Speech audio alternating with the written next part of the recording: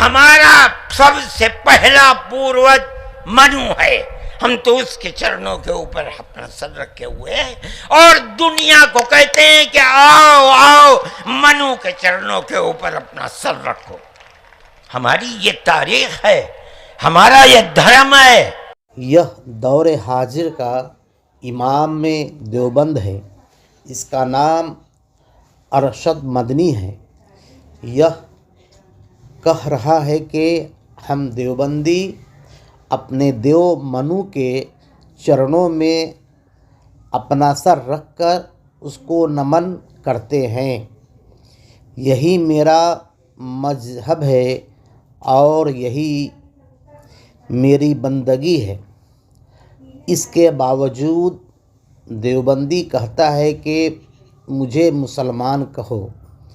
مسلمان کبھی دیو کے بندے کو مسلمان نہیں کہہ سکتا ہے، وہ صرف اس کو مسلمان کہتا ہے جو ایک اللہ کو سجدہ کرے۔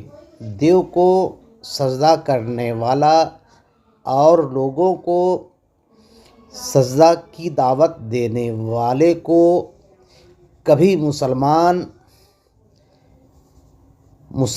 قبول نہیں کر سکتا ہے۔